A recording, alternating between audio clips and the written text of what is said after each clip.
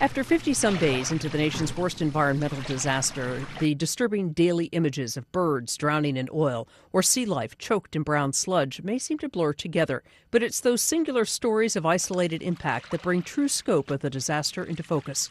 Take the case of Barataria Bay, just south of New Orleans, a longtime haven for migratory birds, fish, and various living organisms.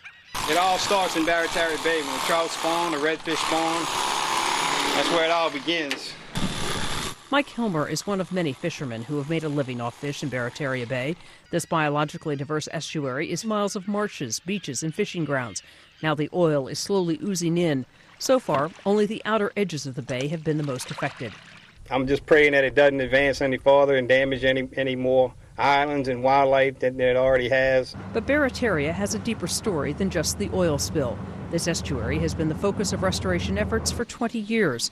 Since the 1950s, the bay has been losing land, threatening the wildlife and fisheries. Millions of dollars are being poured in from federal and state projects to help restore marshland and land bridges.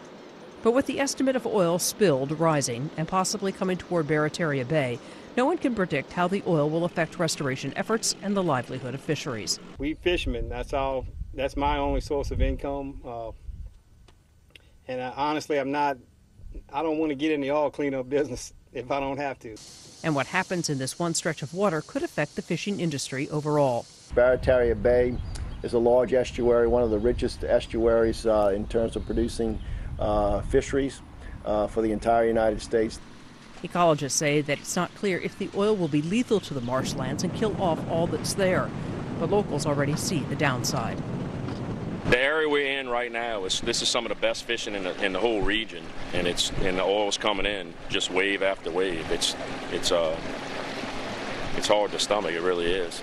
For now, nobody knows exactly what the effects will be as those in Barataria Bay hold their breath. Diane Kepley, The Associated Press.